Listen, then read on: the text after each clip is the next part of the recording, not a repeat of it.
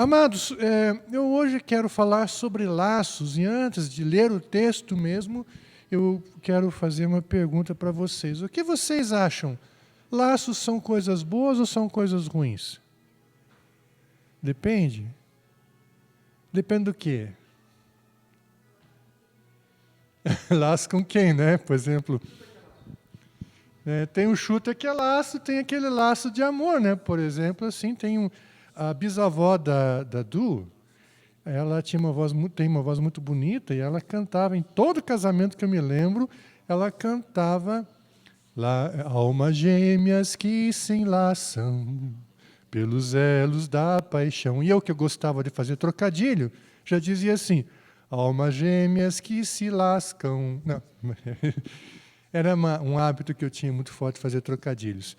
De qualquer forma, existem laços bons e laços ruins. E antes de nós passarmos para o texto em si, que nós estamos estudando Neemias, eu quero ver com vocês alguns exemplos de laços. Um laço pode ser uma armadilha que prende e tira a liberdade. Vejam, por exemplo, Salmo 31, 4. Para quem está com dificuldade de achar na Bíblia, é mais ou menos no meio da Bíblia.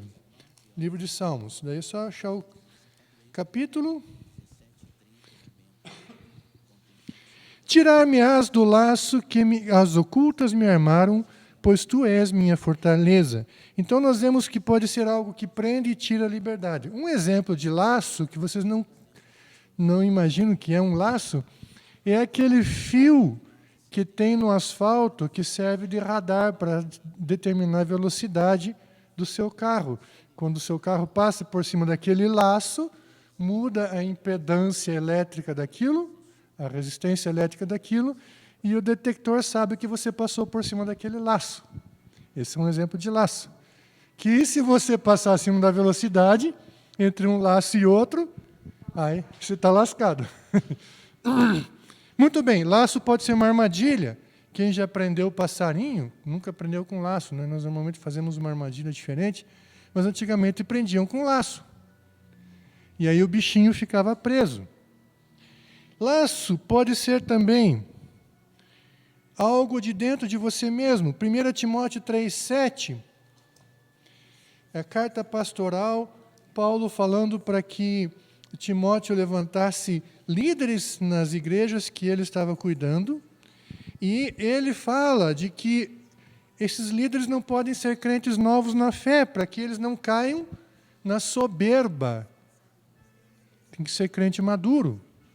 E aí, o versículo 7, ele vai dizer o seguinte: pelo contrário, é necessário que ele tenha bom testemunho dos de fora, a fim de não cair na vergonha, opróbria vergonha, e no laço do diabo. Qual é o laço do diabo?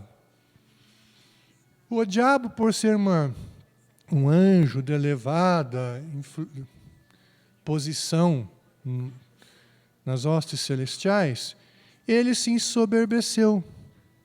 Então a soberba é um laço que derruba, que prende o pé, derruba, tira a bênção da vida da pessoa. Mas agora vamos para um outro texto que está em Oséias 11, 4. Oséias já fica mais difícil de achar, né? Oséias, Amós, Joel, são todos aqueles profetas menores. Quem achou, diga achei. Quem não achou, diga misericórdia. Né? Então vamos lá, misericórdia, Senhor. Estou em Ezequiel ainda. Aqui, Oséias.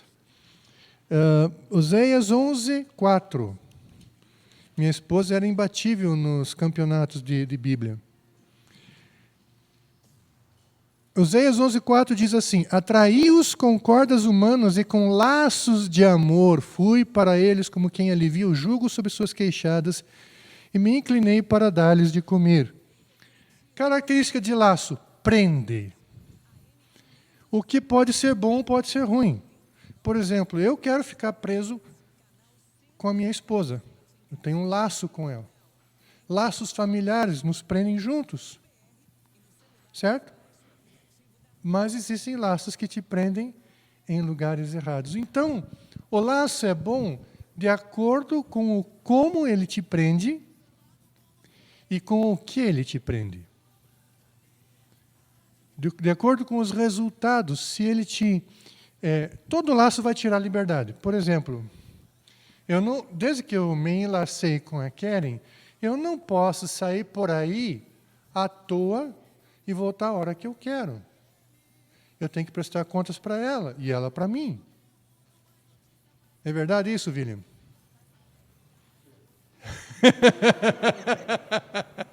Que você não tem mais a liberdade de ir e vir como você não era solteiro.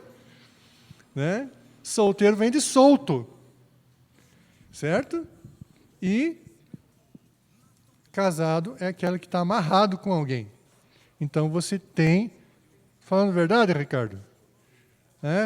Você chega de madrugada em casa, tua mulher te chama de bonito, né? Bonito, seu Ricardo.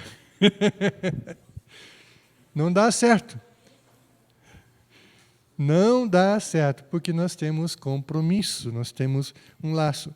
Então você vê essa questão do laço, ele sempre prende. Mas existem presas que são boas. Tem outras amarrações que são ruins. Vamos ler agora Neemias, capítulo 13. Lembrando que nós estamos falando de reforma, restauração, a reconstituição daquilo que um dia foi e não é mais. E nós estamos trabalhando isso também em relação à vida da igreja. Hoje, por exemplo, eu estou muito feliz, radiante, de ver a igreja com os dois lados, com gente. Existe muita gente que poderia estar aqui ainda, e aí nós vamos, aos poucos, trazendo de volta. Vamos lá, então. Neemias 13, versos 1 a 14. A lei de Moisés estava sendo lida em voz alta para o povo. Então chegaram ao trecho que diz que nunca seria permitido a nenhum amonita ou moabita que se juntasse ao povo de Deus. Isso porque o povo de Amon e Moabe não haviam dado comida nem água aos israelitas na sua viagem quando saíram do Egito. Em vez disso, esses dois povos haviam pago a Balaão para amaldiçoar o povo de Israel. Mas o nosso Deus virou a maldição em bênção. Quando os israelitas ouviram a leitura dessa lei, eles expulsaram os estrangeiros do meio deles. Antes desses acontecimentos, o sacerdote Eliasibe, que era o encarregado dos depósitos do templo, havia se ligado com Tobias por laços de parentesco. Por isso, havia deixado que Tobias usasse uma sala grande onde antes eram guardadas as ofertas de cereais e de incenso, os objetos usados no templo, as ofertas para os sacerdotes, a 10ª parte dos cereais, do vinho e do azeite dados para os levitas, para os músicos e para os guardas do templo. Porém, quando isso aconteceu, eu não estava em Jerusalém, porque no ano 32 do reinado de Artaxerxes da Babilônia, eu havia voltado para lá a fim de dar ao rei um relatório, mas depois de algum tempo ele deixou que eu voltasse. Então voltei para Jerusalém e fiquei sabendo do mal que Eliasibe havia feito, deixando que Tobias usasse uma sala do templo. Eu fiquei tão furioso que joguei todos os móveis de Tobias para fora da sala. Depois dei ordem para que a sala fosse purificada e que os objetos do templo, as ofertas de cereais e o incenso fossem colocados ali de novo. Eu soube também que os músicos do templo e outros levitas haviam saído de Jerusalém e voltado para suas fazendas, porque o povo não estava dando o suficiente para o sustento deles. Então repreendi as autoridades por deixarem que o templo ficasse abandonado. Depois trouxe de volta para o templo os levitas e os músicos e os coloquei de novo nos seus postos. Aí todo o povo de Israel começou de novo a trazer para os depósitos do templo a 10ª parte dos cereais, do vinho e do azeite. Eu encarreguei de tomar conta dos depósitos os seguintes homens: o sacerdote Selemias, Zadok, o escrivão, e um levita chamado Pedaías. E como ajudante deles pus Anã, filho de Zacur, neto de Matanias. Eu sabia que podia confiar nesses homens e que eles seriam honestos na divisão dos mantimentos com os seus colegas de trabalho. Ó meu Deus, lembra de todas essas coisas que eu tenho feito pelo teu templo e pelo teu serviço. Espírito Santo, abençoe essa palavra, eu peço em nome de Jesus. Amém.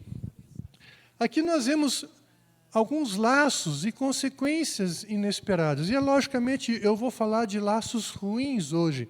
laços errados que produzem prejuízo para a vida do cristão. Pois bem, vamos fazer alguns comentários paralelos por enquanto. Primeiro, parece, quando nós lemos esse texto, que algo politicamente incorreto está sendo feito. E realmente, para a sociedade de hoje, é uma atitude politicamente incorreta. Por quê?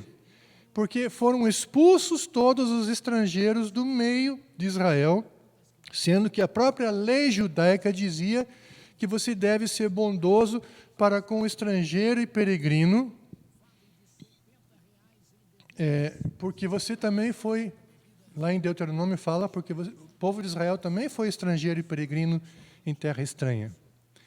Só que, no caso aqui, essa mistura com estrangeiros não é esse tipo de mistura da convivência no mesmo espaço. A nação de Israel é um povo único. Ele tem uma necessidade urgente que, inclusive, foi causa de perseguição para eles por muitas vezes, de se permanecer um povo único, com características únicas, com uma cultura única, e não se amalgamar, não se misturar com outros povos. Eu já vi uma pessoa que é um tanto quanto racista usar a proibição dos judeus de se misturarem com povos estranhos para dizer, por exemplo, que preto não pode se misturar com branco, que alemão não pode se misturar com italiano. Palhaçada. Desculpa, é verdade, é uma grande palhaçada. Israel é um povo único, tem um chamado único, e esse chamado tem a ver com a sua descendência. Por isso, essa necessidade de separação. Não tem nada na Bíblia que diga que é ruim misturar etnias, porque raças nós só temos uma, raça humana. Não tem nada errado misturar etnias. Tem errado perder a identidade. O problema é que, como a identidade do povo de Israel está ligada com a sua descendência, com a sua linhagem, eles não podiam, então, se misturar com outros povos, por causa disso. O Egito tentou, matando os meninos que nasciam, para que as mulheres só pudessem casar com egípcios, e assim o povo judeu fosse assimilado pelo Egito. O Egito era um caldeirão que misturava vários povos, mas ele assimilava todos eles como uma ameba. Englobava e todos acabavam se tornando egípcios. Israel ficou lá como um elemento estranho. Na Alemanha da Segunda Guerra Mundial, os judeus foram perseguidos por justamente isso, por serem um povo diferente, que se não adaptava na mentalidade nazista. E é lógico que tem a história sobrenatural, o diabo tentando destruir a nação de Israel. Você vê em Apocalipse uma figura disso, a mulher que está dando para dar à luz, tem aquela figura no Apocalipse, da mulher grávida que está para dar à luz e um dragão se preparando para abocanhar a criança que estava para nascer. Israel é a mulher, Jesus é a criança e o dragão, Satanás. Então, amados, vocês veem essa necessidade de se manter único fez com que eles tivessem essa atitude para com os estrangeiros, que parece politicamente incorreta, parece errada, mas não é nesse caso. Porque eles não queriam, como foi avisado já no tempo de Josué, quando eles estavam conquistando a terra prometida, que se eles não se apartassem daqueles povos, das práticas daqueles povos, que práticas eram? Adoração a Moloque, Astarote, Baal, Dagon, esses ídolos, cuja adoração, entre outras coisas, envolvia prostituição cultual, sacrifícios humanos, inclusive de crianças, a roda de Baal, acho que ou de Astarote, não lembro bem agora. Era uma roda de ferro, tipo uma carrossel, com bercinhos de metal. Colocavam crianças nos bercinhos e a outra ponta do carrossel passava por sobre uma fogueira. Assavam crianças vivas em adoração ao seu Deus.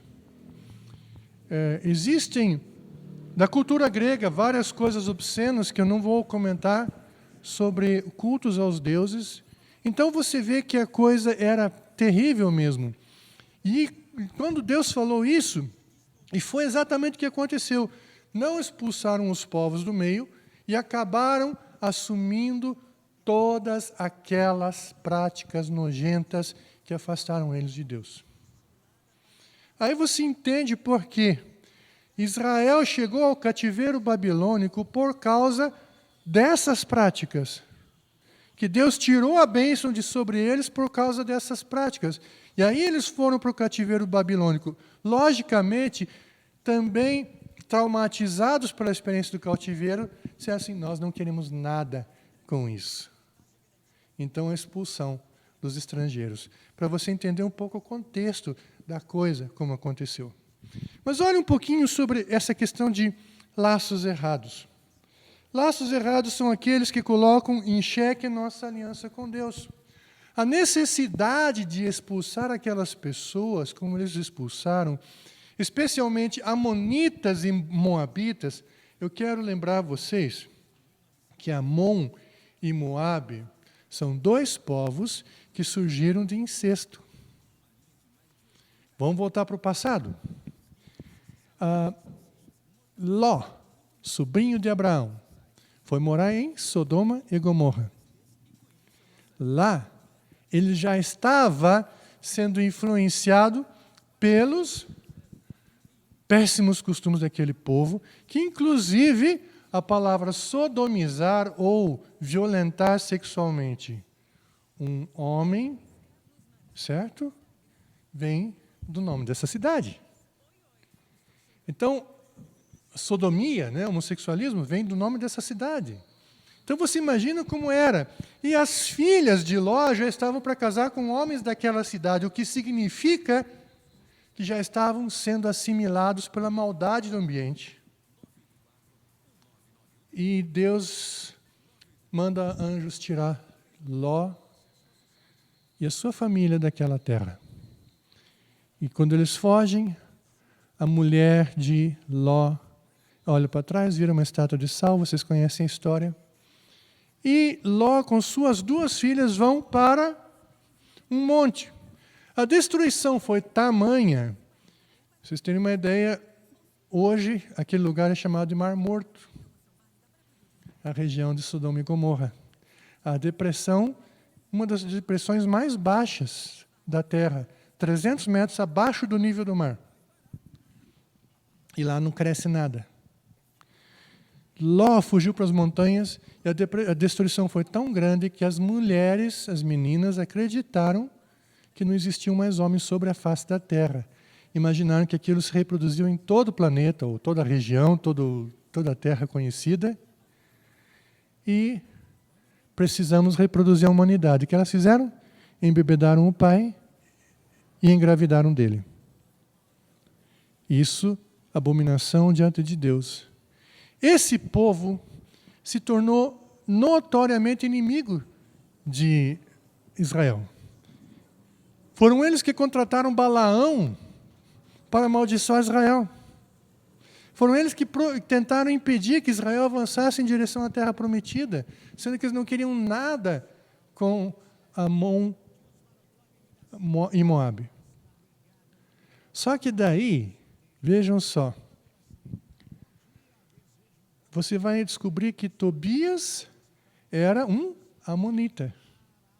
Tobias, aquele que se levantou desde o começo contra a reconstrução de Israel. E observa aqui, amados, que foi com esse Tobias que o líder do templo se aparentou. Trazendo para os nossos dias, o que isso significa? Bom, vou dar um exemplo. Eu sei que tem diferentes níveis de... Como é que eu vou dizer isso? De despertamento físico entre as pessoas. Algumas pessoas são mais tranquilas, outras são pessoas mais abrasadas que as tranquilas. Então, existem pessoas que vivem, vamos dizer assim, um desejo físico maior. E esse desejo físico faz com que as pessoas que têm maior desejo físico se apaixonem com muito mais facilidade do que as que são mais tranquilas. E aí vivem naquele limiar do flerte para a indecência. O flerte já é uma meia indecência, dependendo como for. Mas o que acontece é que, normalmente, essas pessoas tendem a cair se envolvendo com pessoas que não têm nada com Cristo. A Bíblia diz, não vos ponhais em julgo desigual. Então, eu já vou dizer para você o seguinte, não é irmão na fé, já não devia ser opção para você. Meninas e meninos, não é convertido. Você não devia nem pensar como uma opção.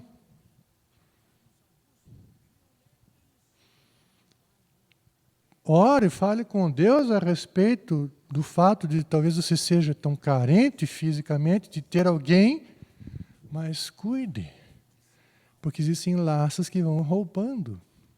Se você, pai, permite esse laço com alguém dentro da sua família, você vai ser lesado, sua família vai ser derrubada. Mãe. Isso também tem a ver, por exemplo, com sociedade. Que comunhão existe entre luz e trevas? E como é que pode haver, por exemplo, sociedade sem comunhão? Como é que pode haver casamento sem comunhão? Perceba. E o que aconteceu? Veja só, gente. O povo de Israel estava perigando de novo cair na mesma maldição que assolou esse povo por séculos, por se misturar com gente que não tinha nenhum temor a Deus. O líder do templo, o sacerdote, já tinha se aparentado, ou seja, provavelmente já tinha tomado uma filha de Tobias para o seu filho, ou dado sua filha para um filho de Tobias. O inimigo do povo de Deus. Uma falta de semancol que é absurda, mas as pessoas parece que não enxergam, às vezes, um palmo à frente do nariz. Depois não sabem por que são lesadas. Depois não sabem por que a família é uma bagunça. Depois não sabem por que o filho ou filha está sofrendo. Ou porque se afastou de Deus. Às vezes não sabe também por que a sua própria vida não consegue alavancar. Por que as coisas começam a desmoronar ao seu redor? Laços errados. Pode ser laços com coisas. Laços com coisas que nós permitimos dentro do lar. Laços com atitudes. Laços errados são aqueles que colocam em xeque nossa aliança com Deus. Entenda que, assim como Israel, você é um povo de propriedade exclusiva. E, embora não tenha nenhum problema misturar etnias, tem problema, sim, misturar fé, sincretismo.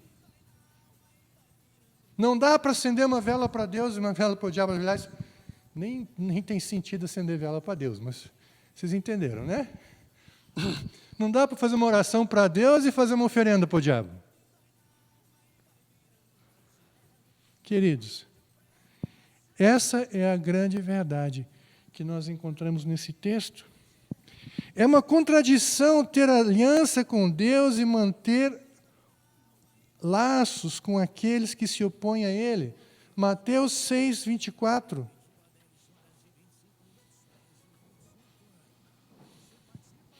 É bom lermos esse texto.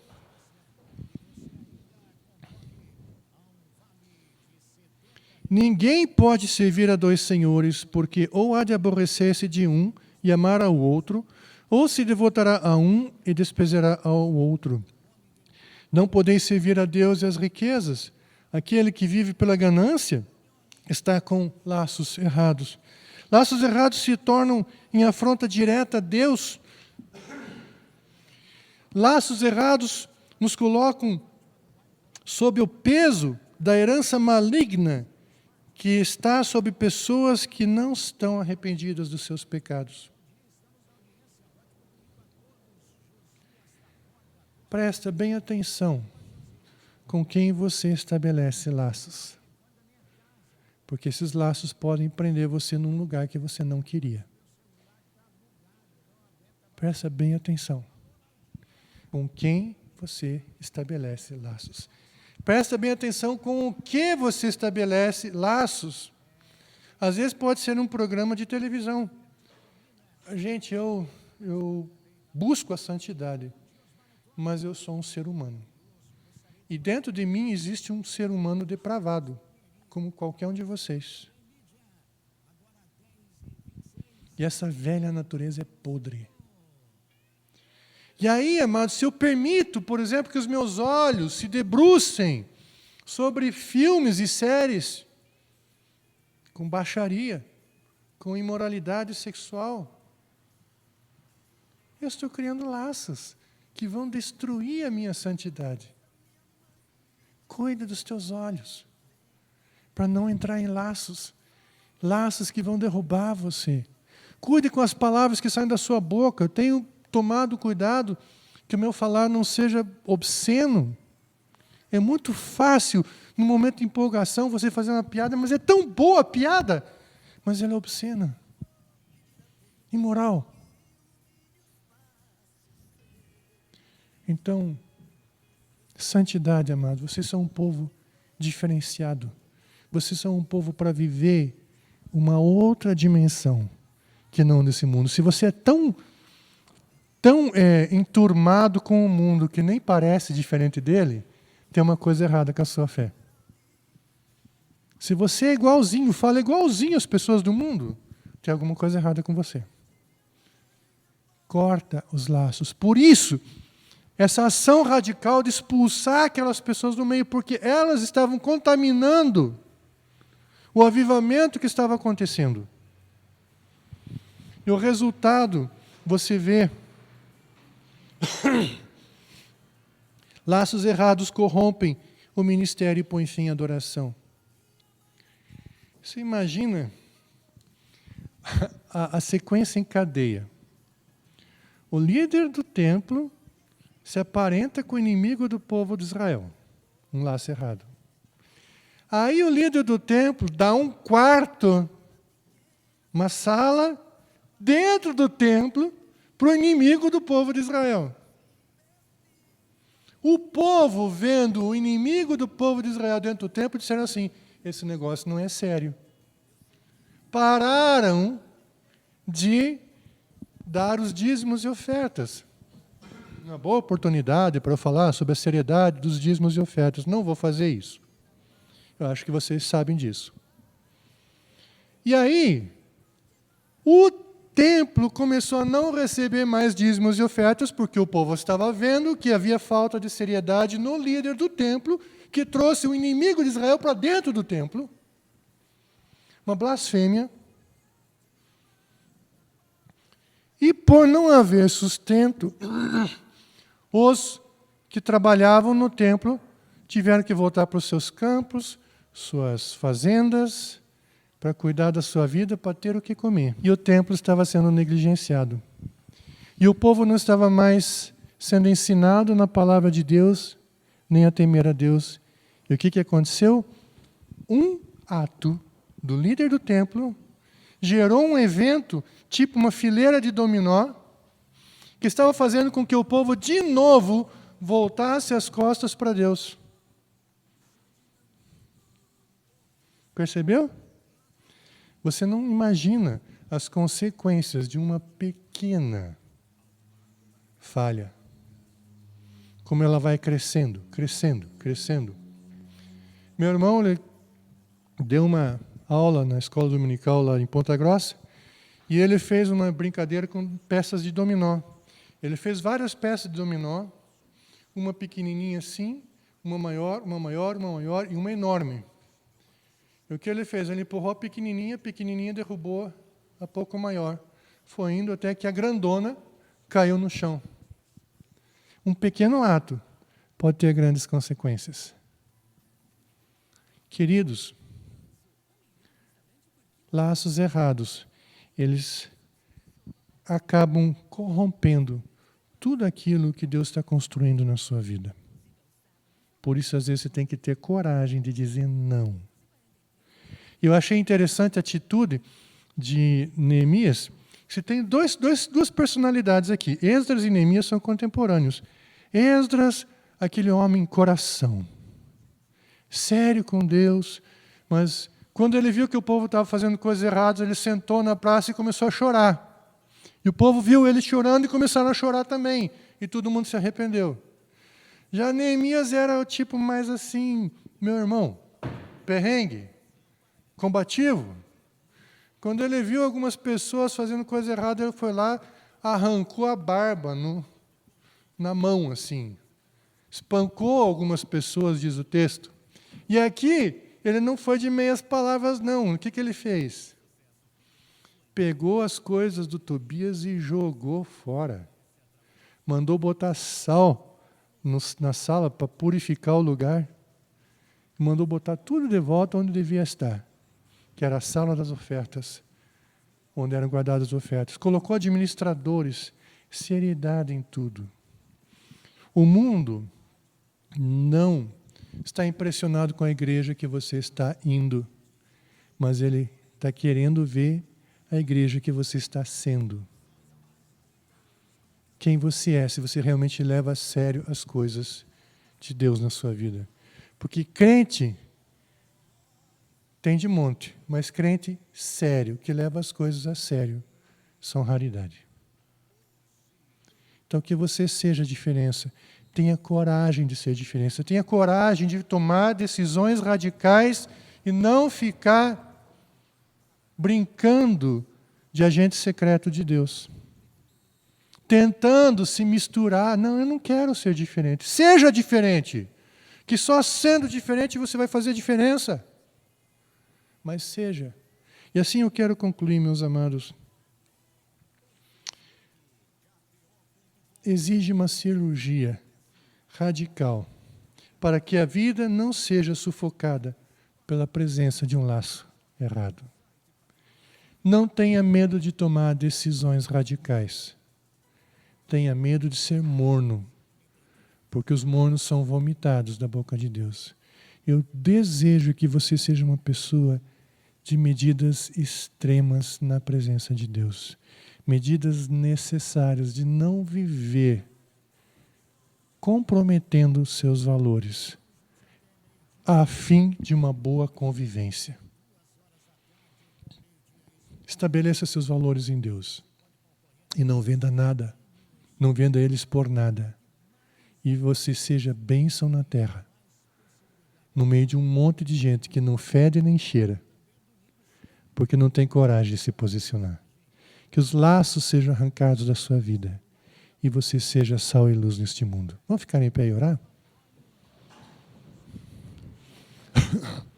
Obrigado, Deus, pela Tua palavra e pedimos a Deus que nos ajude a sermos pessoas assim, comprometidas, que não vendem valores, que não metem em compromissos errados, não comprometem a sua fé e possam ser, Senhor, bênção neste mundo. Nos ajude a lançar fora os emissários de Satanás que muitas vezes se enfiam no nosso meio como pensamentos, conceitos, propostas, imagens, ou atitudes, ó Deus, que colocam em xeque a nossa aliança contigo. Nos ajuda a ser um povo exclusivo para o Senhor. E que a graça de nosso Senhor e Salvador Jesus Cristo, o amor de Deus Pai, a comunhão, a consolação, a convivência do Espírito esteja com todo o povo de Deus, desde agora e para sempre. Amém.